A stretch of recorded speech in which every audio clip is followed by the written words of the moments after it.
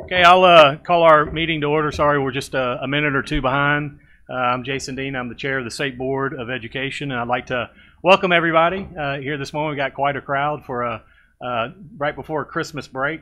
We're thrilled to see all y'all, as always. We also are live streaming. We usually have about 100 or so folks starved for entertainment that are on watching us online. But hey, you know, that's wonderful. So more people, the better. I'd also remind everyone to cut off their cell phones. And I've asked Ms. Altman to do our invocation and Mr. Suggs to do our flag, our Pledge of Allegiance. Mr. Suggs. Right. Everybody, I pledge allegiance to the flag of the United States of America and to the republic for which it stands, one nation, under God, indivisible, with liberty and justice for all. Join me in prayer, please. Our Father, we come today with grateful hearts for another day of life. We thank you for the blessings that we enjoy. We thank you for camaraderie and for friendship. We thank you for looking down upon us with favor, and we thank you for always standing with us when in times of trouble and despair. We particularly thank you for this time of the year, the time of year that we feel the spirit around us, that we celebrate the birth of your Son. We thank you for the families that gather, for the many blessings that come our way. And now we also ask your blessing upon us as we conduct the business of this board. We thank you for those every day who give of their time and their effort and their knowledge and their energy to lead the boys and girls across the state. We thank you for the many good things that are going on. We will always be careful to give you the praise. In thy name we pray. Amen. Amen. Thank you for that. You do such a great job.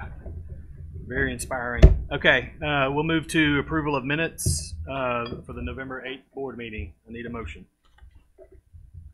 So moved. Second. Okay, got a motion and a second. All in favor signify by saying aye. Aye. All opposed? Okay, motion carries. You have before you the agenda. We've already gone through several of the items. Are there any additions or deletions to the agenda? If so, I will entertain a motion to do so now. Rather than make an addition to the thing, when we do subcommittee reports, can I just say a couple of words about the accountability task force? Absolutely. 100%. Okay. All right. With that, we'll move into the recognition ceremony. Okay. Yeah, I'm sorry. We actually need to adopt the agenda without amendments. So a motion to adopt the agenda. Second. All in favor signify by saying aye. Aye. Any opposite? Now, we'll move into the recognition ceremony.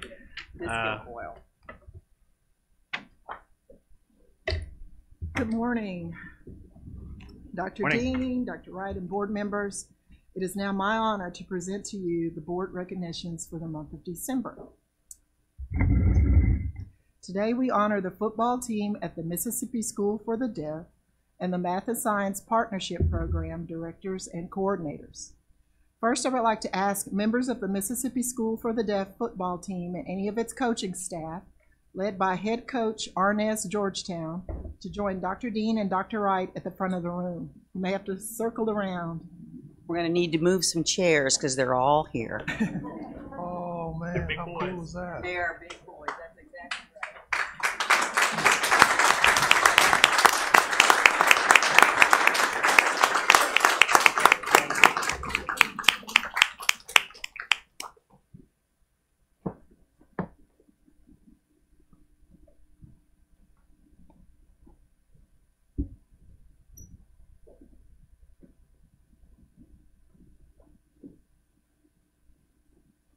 They are joined by interpreter Cheryl Kaler.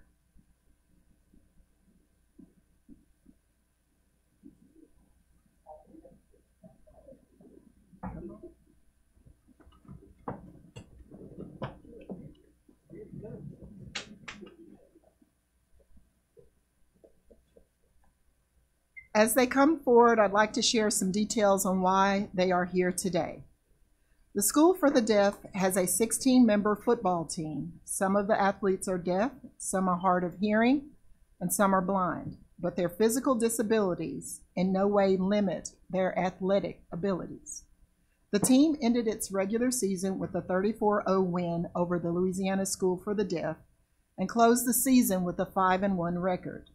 And because of that hard work, Deaf Digest named the football team national champions for the second consecutive year and for the 10th time in the school's history.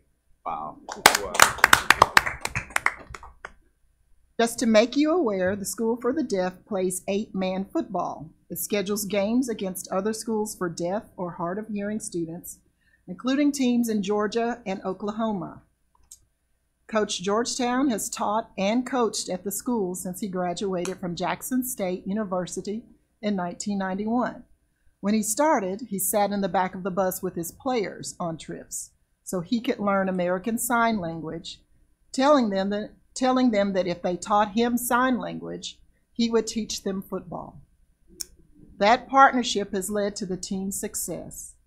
In addition, recently, the National Deaf Interscholastic Athletic Association has named the MSD Bulldogs the 8-man team of the year, and Coach Georgetown Coach of the Year, and Camarcus Meeks Player of the Year for the second consecutive year.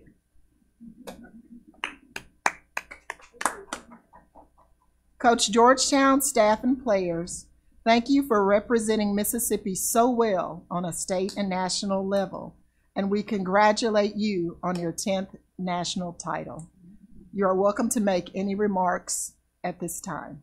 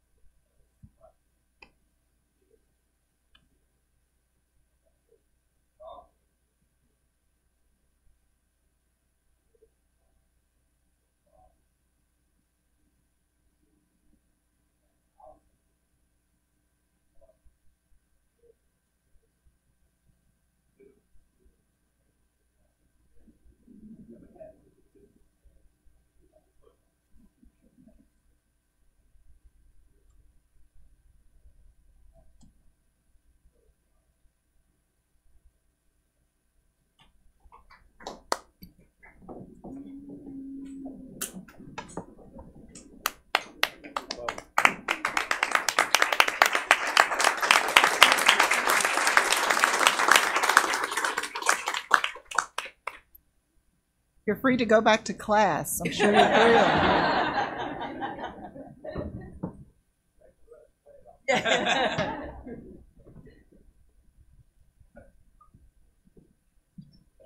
Oh, thank you so much. Superintendent Rogers, thank you as well. Very proud of the work you're doing.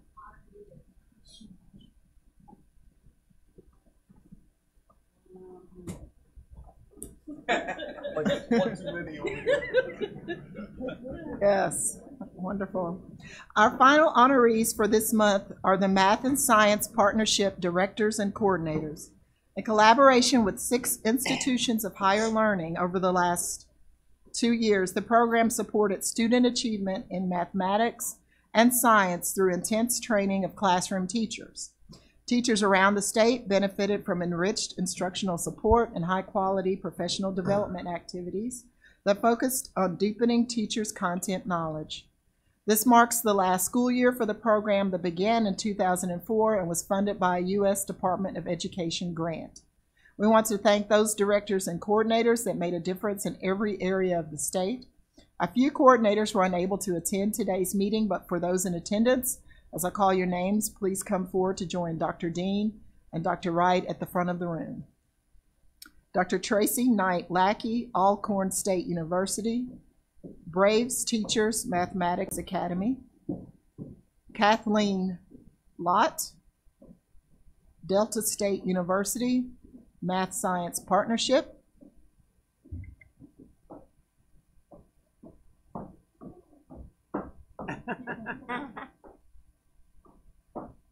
Dr. Teresa Demerit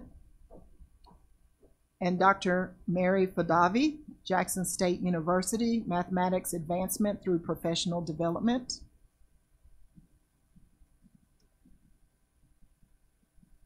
Melinda Lowe, Mississippi University for Women, Creating High Achievement in Mathematics and Problem Solving, also known as CHAMPS.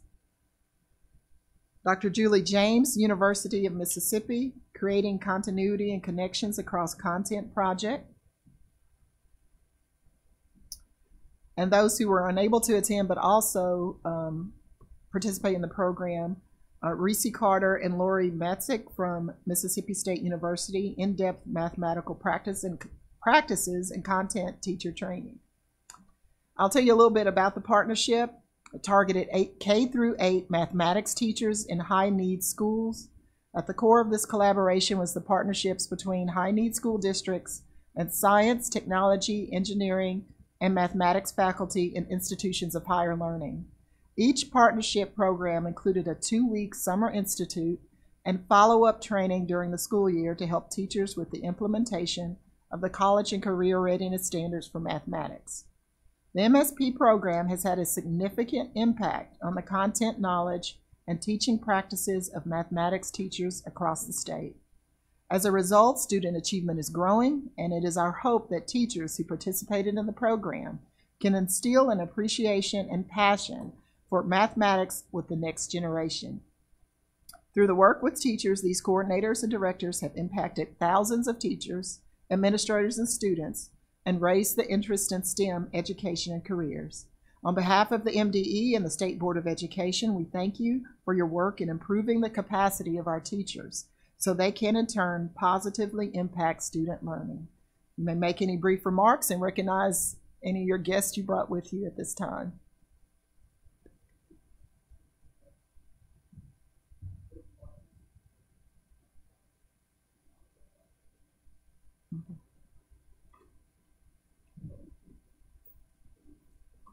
Mm-hmm.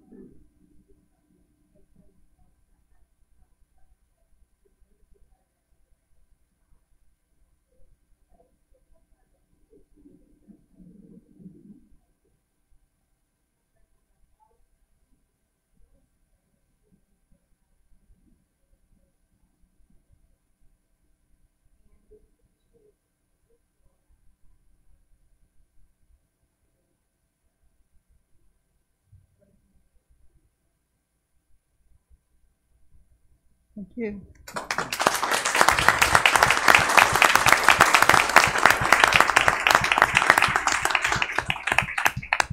This concludes our board recognitions for this month.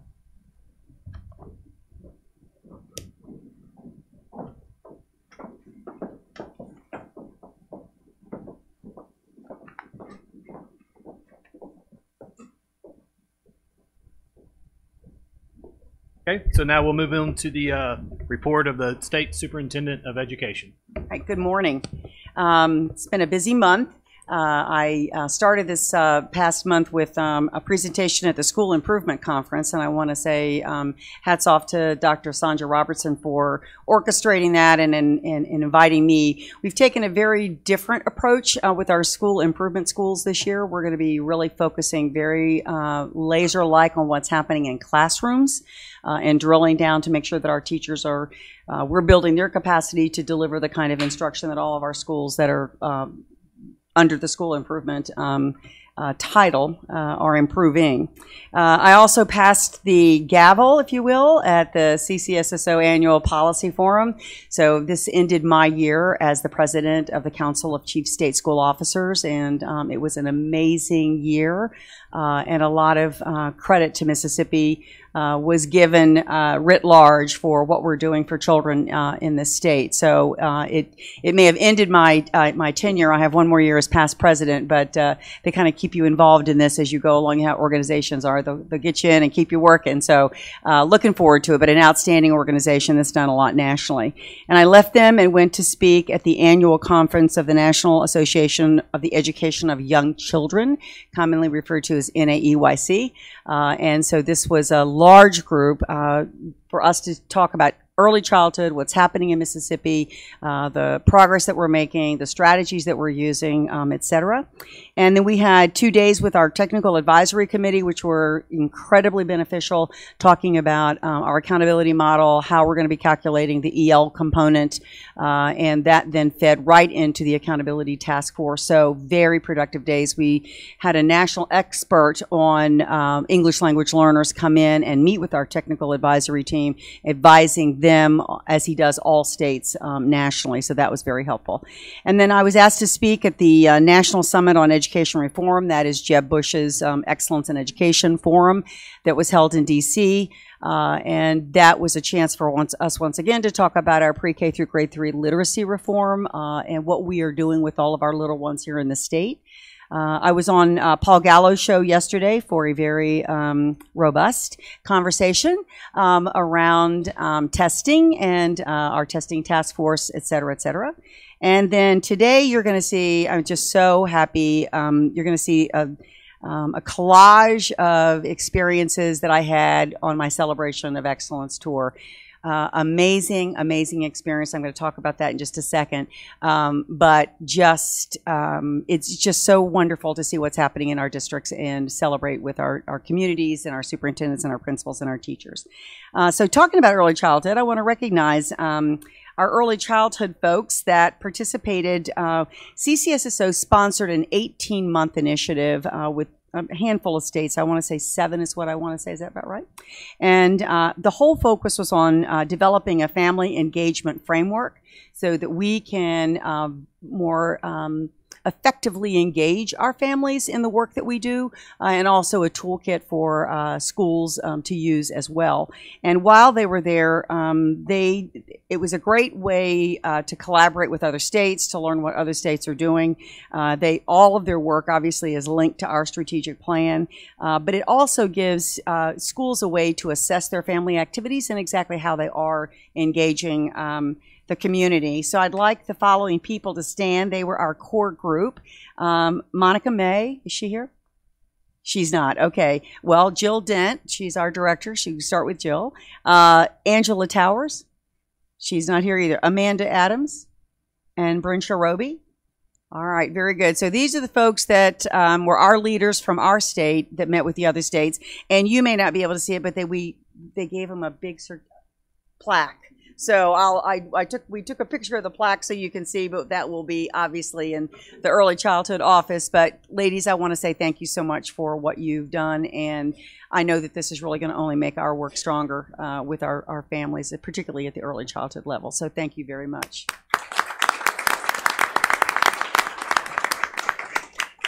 And Spotlight is on our celebration tour. We had 18 districts this year. So I visited 18 districts in 16 days. So I can now tell you that I know where Iuka is, and totally. And so we've been from Iuka on the northeast over to DeSoto in the northwest, down on the coast, We've been, and in the middle is kind of how I call it, from Oxford down to Petal, et cetera. But, and I want to thank Dr. Elam and Dr. Kelly and Rosemary Altman and Dr. Dean for being and Buddy Bailey for being at some of our tours. But the thing about it, it's really neat to see how each person does it, each district. I mean, we've had pep rallies like no other, and we spent time at one of our districts, Ocean Springs, literally spent an hour recognizing as many children as you can possibly imagine for all of their academic achievements, including the 3 top athletic teams with the highest GPAs. And let me just say to you right now, all 3 were girls' teams. So I said to Dr. Coleman, I said, look at all these girls. And she said, we've got girl power down here, as you can only imagine Benita saying. But we saw marching bands, concert bands, jazz bands, school mascots, cheerleaders, dancers. I was saying earlier, the number of choirs that we have heard, I mean, the children's voices are nothing short of amazing. I mean, it warms your heart to realize the talent that exists in so many facets across the state. But let me tell you what was really so obvious, besides the amazing teachers and leaders that we saw and students, was the community support. I mean, just incredible community support. We've had mayors, police chiefs, fire chiefs, aldermen, board of supervisors, pastors, you name it, bank presidents. I mean, it's just been amazing how they've all come to support their local schools and their local districts. And I want you to know, for the first time ever, I had a police escort into one of the celebrations. So that was, I kind of teased with them and said, first time I've been following the police versus police following me.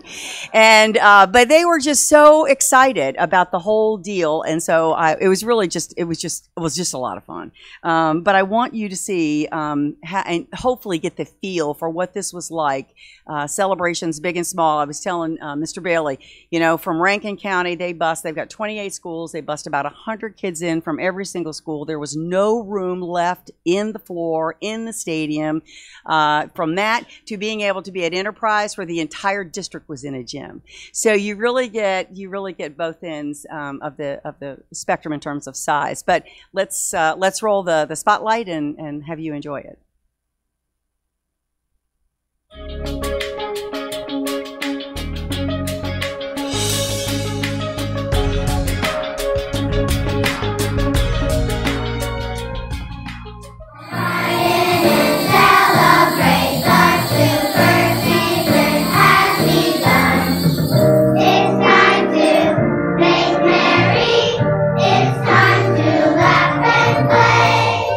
It's time to take part in this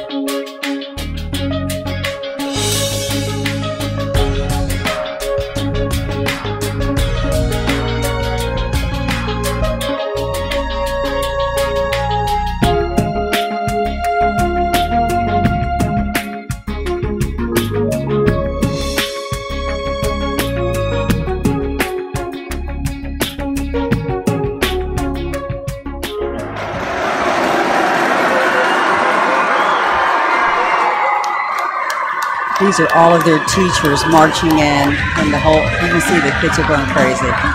It's a real way to honor the teachers. Yeah. Enterprise.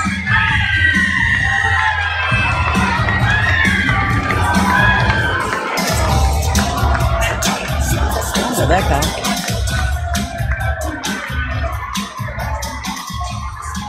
It was just awesome. Just awesome. I wanted to say one other thing I failed to mention. Oxford's doing a really cool thing. They've got this, they formed a basketball team of a mix of students with disabilities and students without disabilities. And the day we were there, they played their first game. And so Brian's vision is to have this game at nighttime with the stadium, you know, the auditorium full, the gym full. And it was just, and you should have seen the number of kids, because they could go get their lunch and they could come back to the gym in order to watch it. The number of children that went to get their lunch, came back to the gym in order to be there to support these students that were out playing. So I tell you, stuff that touches your heart, I mean, it was amazing. So I hope you got a little feel for how wonderful it all was. So I can tell you that every single superintendent has said, you are coming back next year. And we said, absolutely. And Washington said to me, what are you going to do when you got even more? I said, start earlier. But we'll still celebrate. So, yeah. It's a good problem to have. Yeah, thanks. Oh, that. Yes, they did. Thank you. That's right. Thanks, Andy.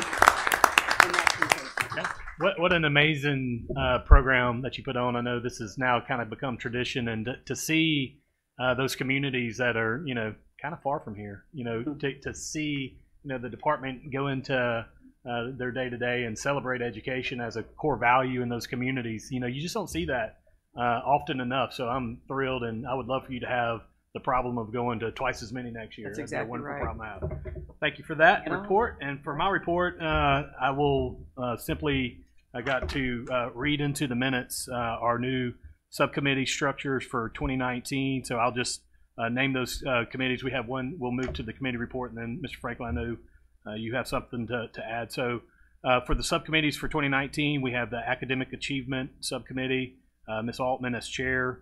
A new committee, with our focus on early childhood education becoming more sophisticated and requiring a lot more effort. We wanted to make sure we're keeping an eye on that policy issue. So we established an early childhood subcommittee with Ms. Rye, who's not present today, has agreed to serve as chair. Educator Quality Subcommittee, Dr. Elam remains as chair. Finance Subcommittee, Mr. Franklin. Legislative Subcommittee, I've assumed the role of chair of that committee. School Performance and Accountability Subcommittee, Dr. Kelly. And a new one, Workforce, Career, and Technical Education. We're still working to develop the membership, and I'll announce the chair at our January 17th board meeting. So with that, I will move into the subcommittee meetings, and we held a legislative subcommittee meeting this morning at 9:15. Mr. Smith, I've asked him to please come and make a report.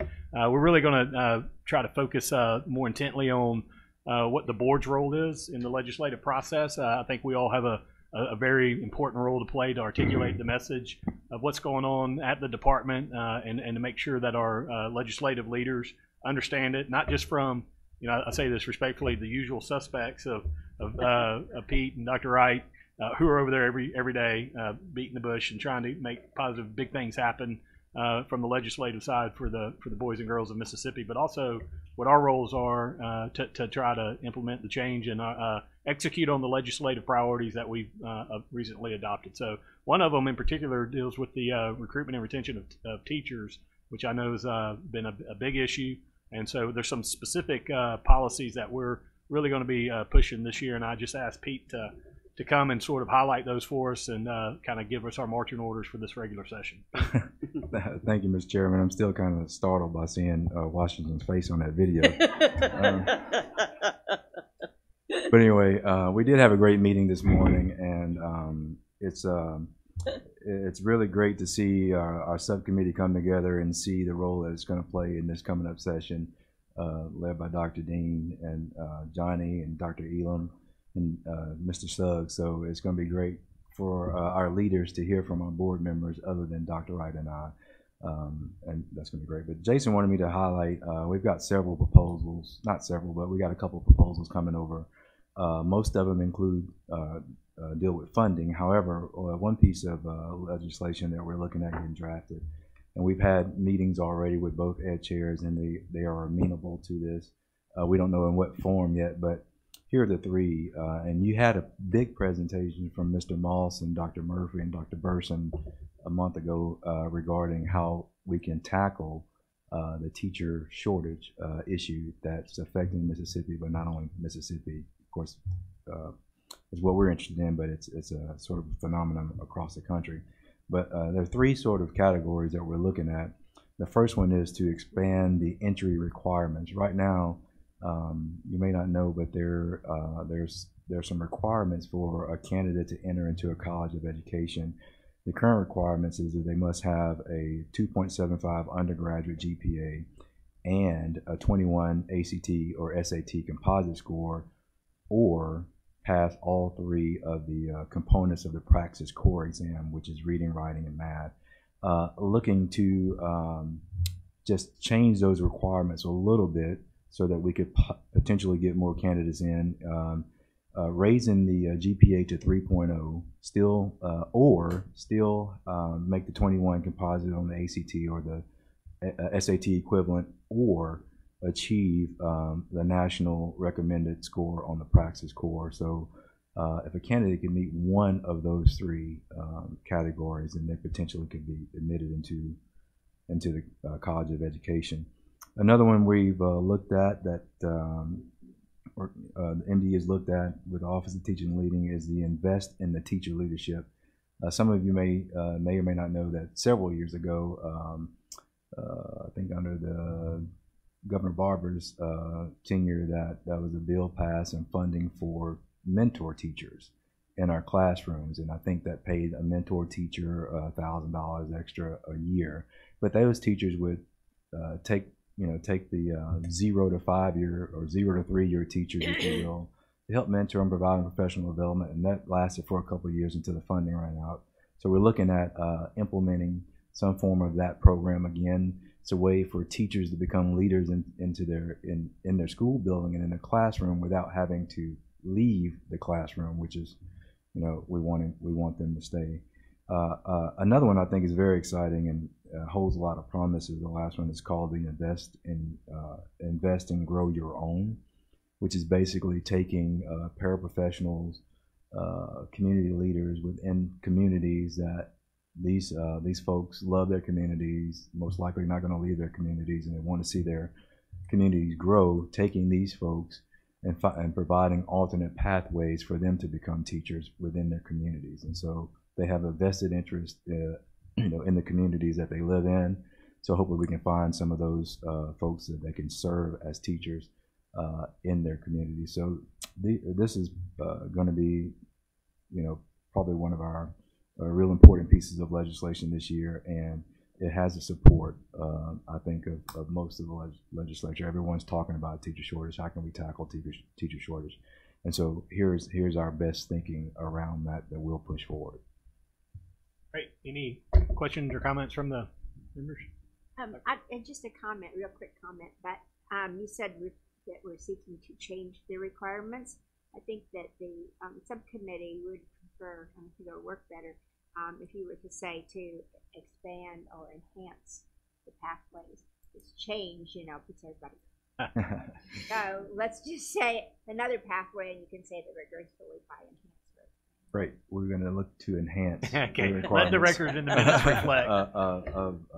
And that is true. I mean, you're looking at increasing the GPA, and you're looking at still the 21, and meeting all the scores on the Praxis core, which is I hear is a pretty tough test. So. And I just want to affirm what you said earlier, Mr. Moss and Dr. Murphy's both in the room, and I know Dr. Elam spent a lot of time on this. I mean, this is an important opportunity for us, and it's great to see kind of how this manifests itself and how we can affect the change and what our roles then become through the legislative process. So, and I'll also say after this the presentation, I can't remember if it was last meeting or the previous, I started getting emails and lots of discussion from schools of ed, phone calls, but they were engaged, and certainly wanted to do, what was right to try to address the situation, and our partners and very smart and hardworking folks. So hopefully this will help their mission. So thanks for your hard work, and look forward to the reports as we go through the session.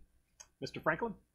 I had the privilege of attending the first meeting of the Accountability Task Force meeting that was held on November the 29th, and it was excellent. I want to commend Paula, and Alan, and the staff, Dr. Wright, and it just was a great discussion.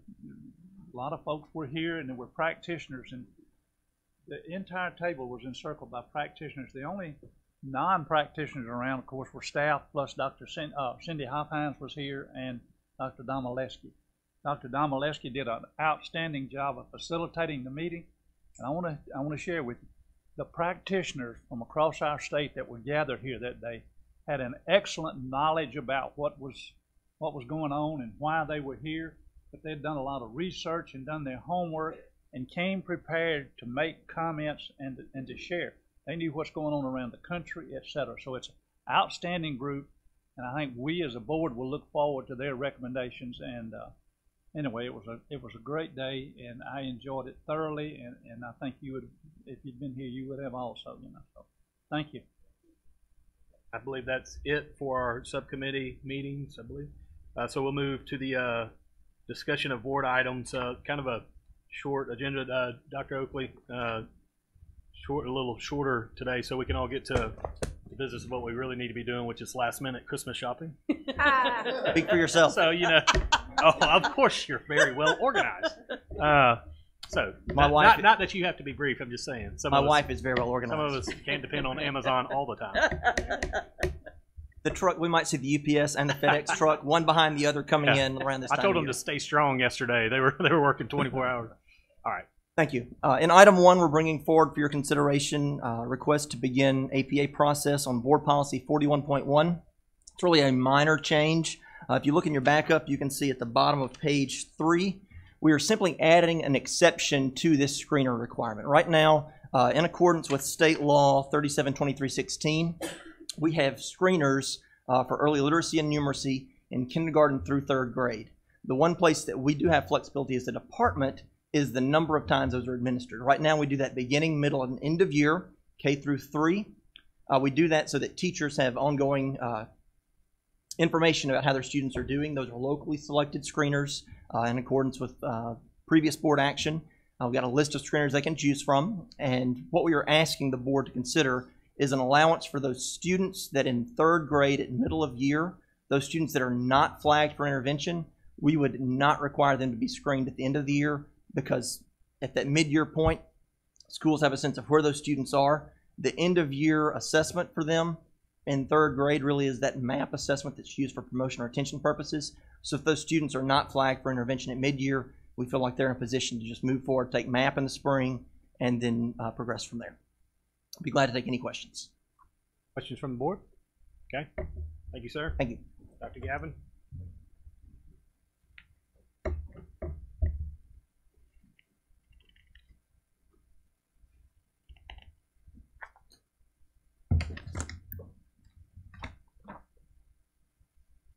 Good morning. We're seeking approval for contracts as well as for two grants this morning. On the contracts, we're seeking approval for 4 different contracts, 3 of which are ITS contracts, and then your normal monthly contracts with former state employees.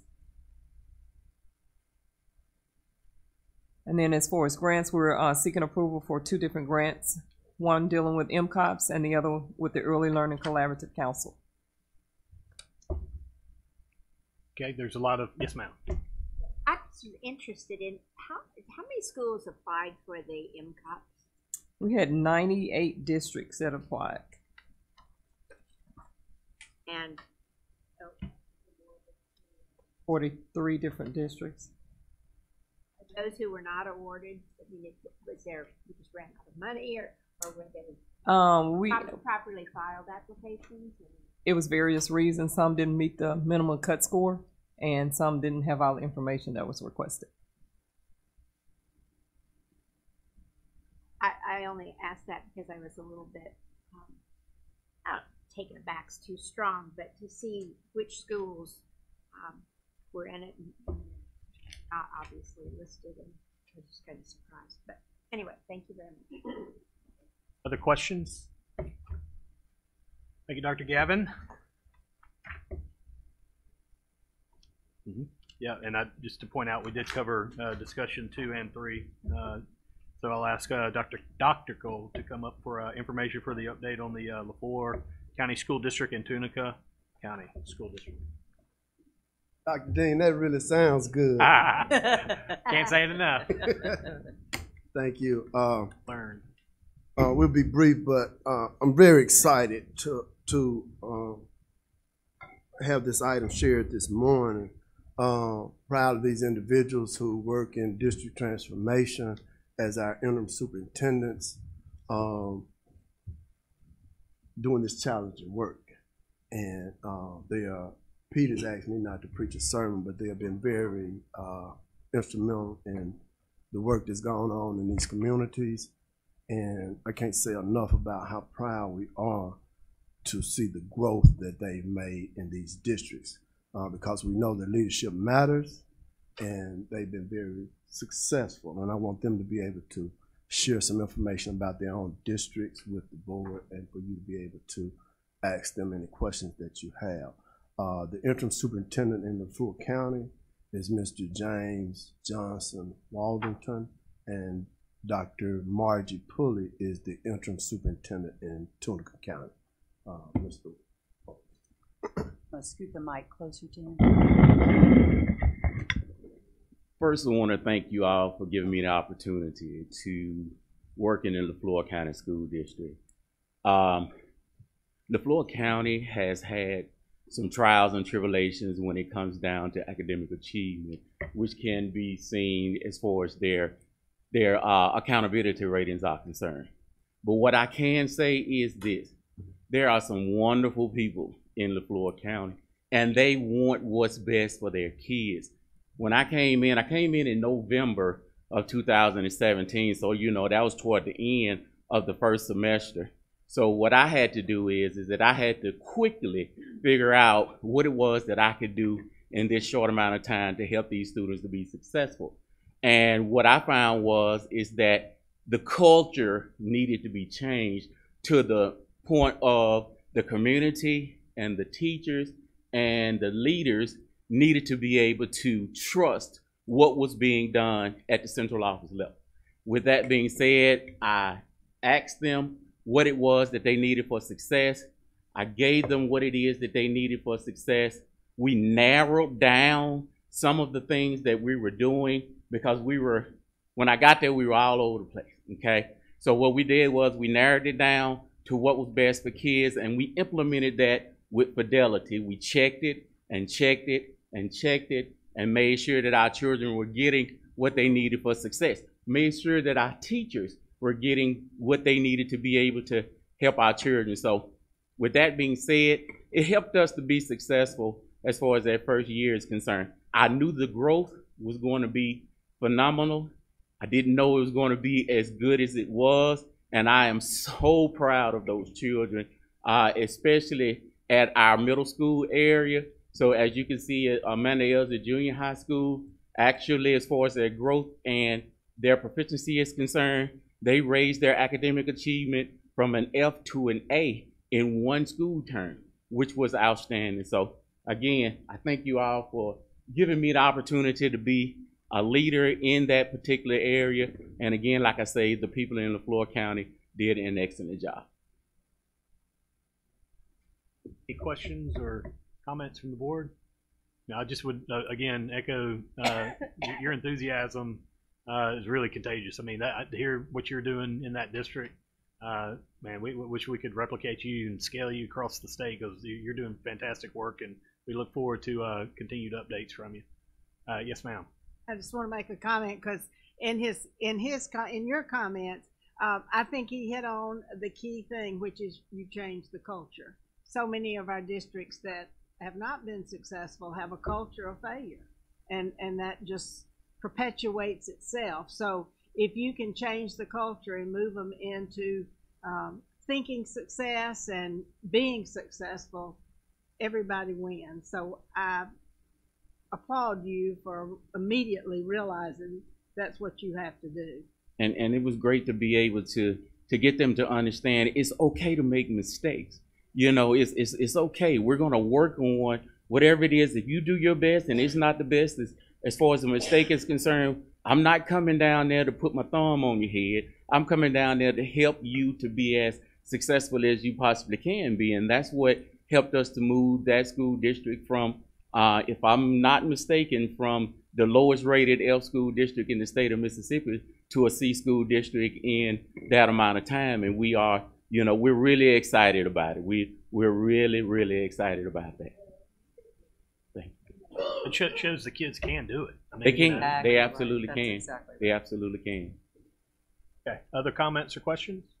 Thank you, sir. Good morning. I bring you greetings from the Tunica County School District. And I have been in Tunica now for 3.5 years. And for those of you that were not on this board when I first went there, when we went in July 2015, we were faced with the election of a superintendent. We had gaming revenue that was not being collected. We had 25 violations of accreditation standards, more than 30 vacancies in the school district with less than 3 weeks to open the school, apprehension and much apprehension from the community. And I walked into an AFDDD. That was the report card for Tunica County. We went to work, and for the last 3 years, we have made significant changes, strides in Tunica County. First of all, we've become a data-driven school district. We implemented the school turnaround principles, and I can proudly say today we have strong principal leaders in the schools. Leadership makes a difference. At our board meetings, and our board meetings are held at 12 o'clock, and we have in excess of 100 or more people at every board meeting. And that is because we recognize our parents, our students, and our staff, and they love that recognition. We've updated all of our policy manuals. We continue to assess our students, and sometimes, you know, I read all about we're assessing too much, but the district has to know, we have to know where our students are. So at the end of 4.5 weeks, we assess our students, and 9 weeks, we assess our students. And generally on assessment day, I'm sitting at the computer, I'm watching the data as it comes in. So I know, and I'm on the phone with the principals, are you watching? And they are watching. So that makes the difference.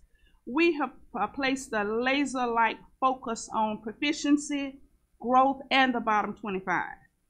And we have cleared all 25 of those process standards.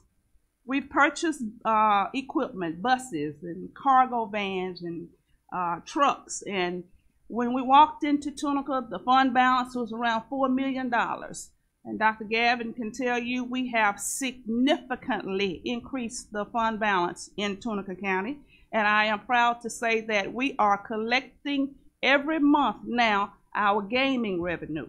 Now, we have an issue with ad valorem because in every year we've had to file because they are not collecting and setting the millage rate high enough to collect the taxes. So we're having to every year fall into a shortfall note because of that.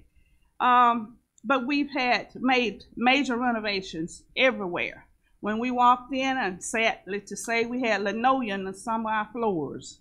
And we have replaced linoleum. We've bought buses, major renovations at all of our schools. Auditoriums, bathrooms, carpet tile, painting, everything.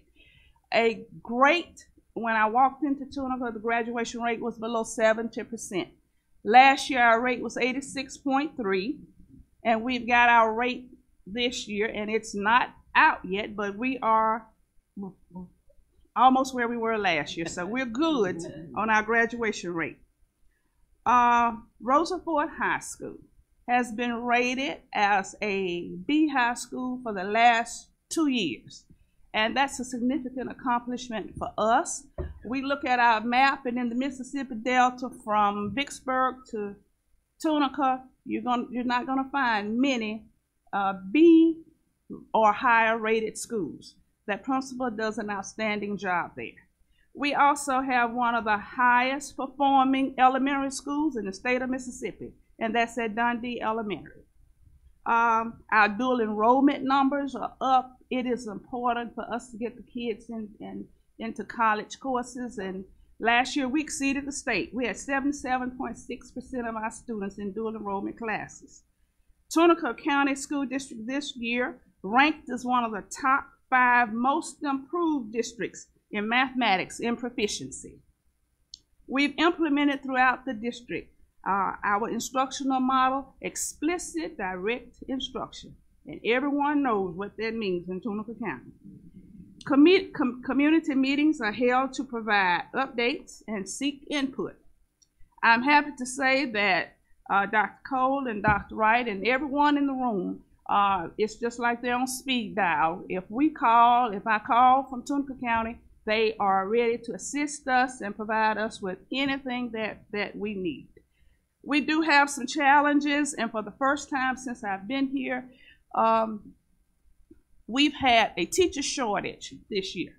We haven't in the past, but I think the neighboring counties raised their supplement and exceeded Tunica County, so they were able to grasp people that normally we had got, but we're looking at increasing that supplement again so that we won't have those issues. We are working to improve our ACT scores. That's a tremendous challenge. Our budget shortfall in ad valorem is a challenge for us.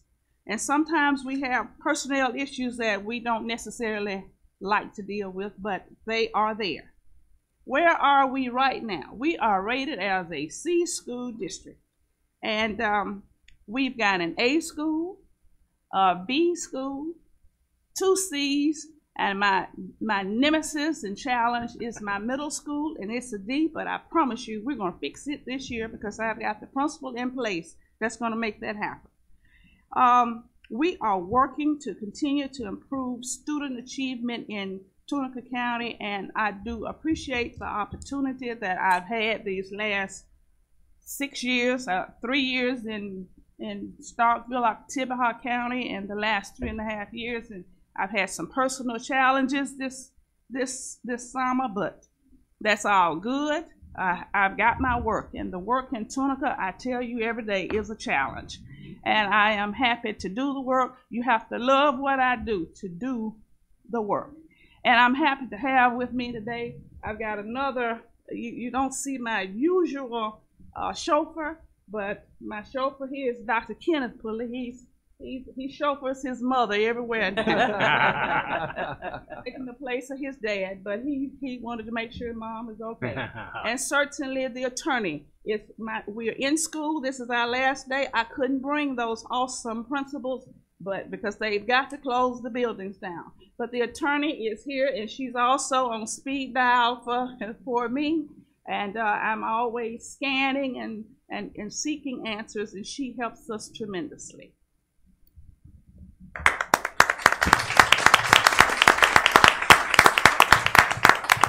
Dr. Kelly.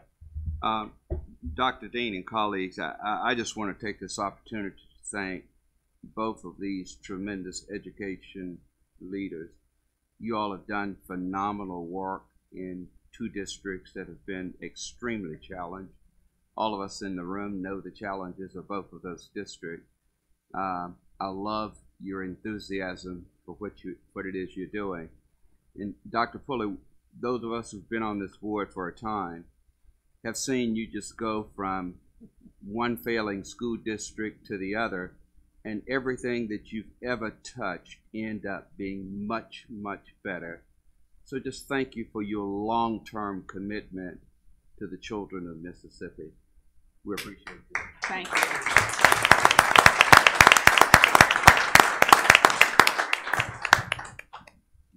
All righty. I'd Might be setting records on meeting time, which no one disapproves of. So we'll move into the approval of the act. Like that. Yeah. There's worse fates.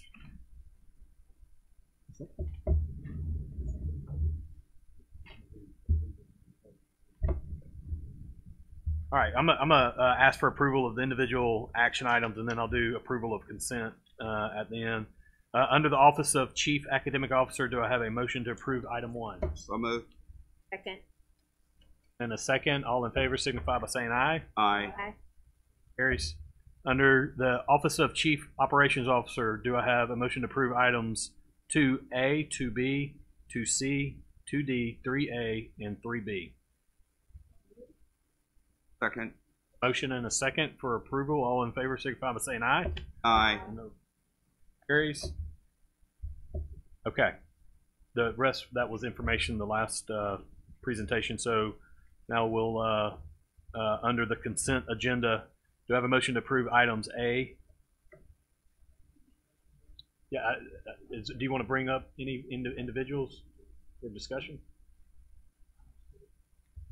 Wasn't that a change to the amendment to the agenda, or we can take the discussion as it comes? That's fine. So tell me the ones I.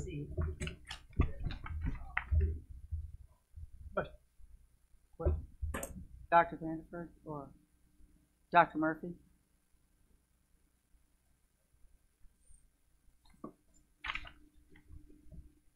Consent.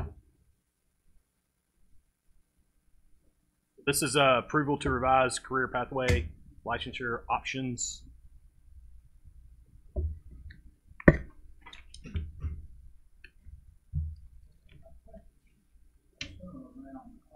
Item 3, the occupational experience and related.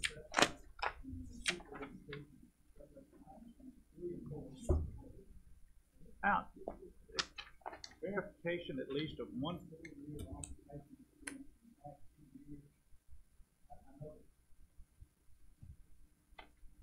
To me, it looks like we start off with a way to try to get these folks, and then we tighten it up as we go down the list here. And then if you look under item 4, then these folks must enroll immediately in an education program, et cetera. So I guess my overall question is, are we really trying to kind of open this up for career pathways for folks to get licensed, or are we saying that, and then as we go down the list, we tighten it up a little bit? And I'm thinking, you got in some places 1 year of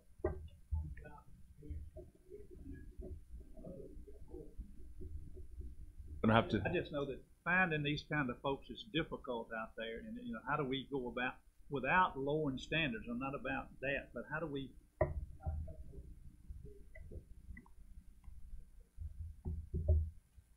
gonna have to yield to my colleagues at CTE. These recommendations came from Career and Technical Education Group.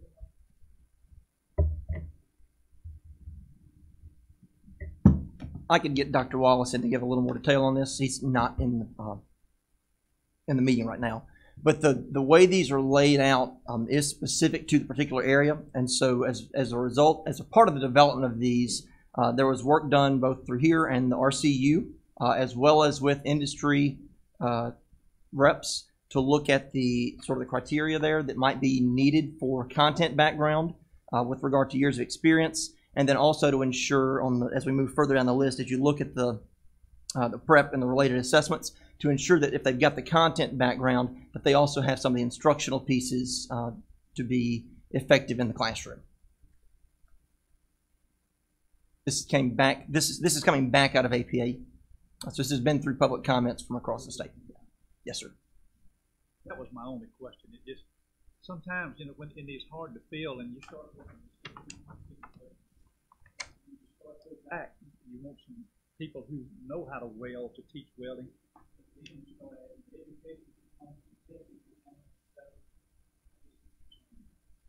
I understand. Other discussion on consent agenda items?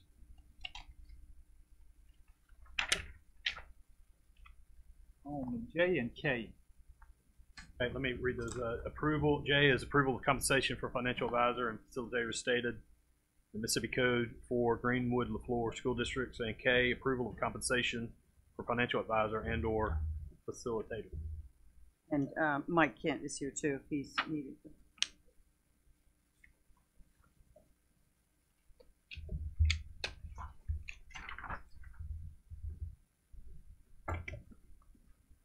Oh, this is laid out in the law. Do we have somebody yet? And they're going to be limited to no more than 125 miles. You may recall, you were on about half this board was in place. We were in Clinton when the legislature first put financial advisors in these consolidation districts, and they gave the state board the authority to set the compensation. And we brought a figure to you at that point. It was $75 an hour. And we got the work done up until this point, but it has become increasingly difficult when the districts don't cooperate and that kind of thing. And the other thing is the people that do this work, there's not about 5 or 6 of them that are out there. I had to question who, so Yes, sir. Yes, sir.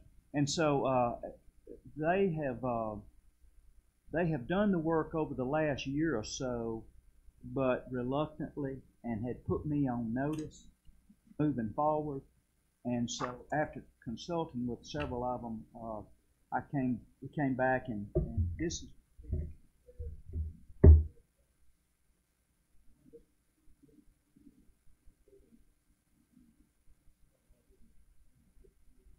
I do, sir. Yes, sir. So J is specific to Greenwood LaFleur, and K is a general approval for, so we don't have to bring this forward every time potentially.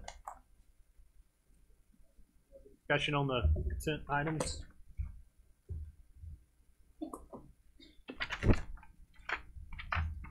Okay. Under the consent agenda, do I have a motion to approve items A, B, C, D, E, F, G, H, I, J, and K? Second. Have a motion and a second. All in favor signify by saying aye. Aye. Motion carries. All right. I am told that there are no items on for consideration in executive session. So we'll move to item 12. Any report on meetings attended and approval of attendance of upcoming meetings? Question: do you know when's the next accountability task force? Dr. Vanderson, what's the next accountability task force meeting? I don't have that on top of my head.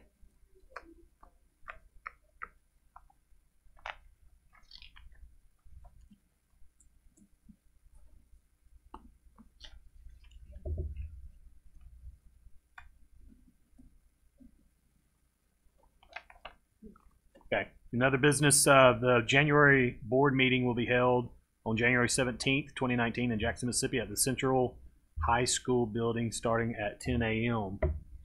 Without other discussion, I'll entertain a motion to adjourn. So moved. Have a motion. All in favor signify by saying aye. Aye. Carries. Land speed record.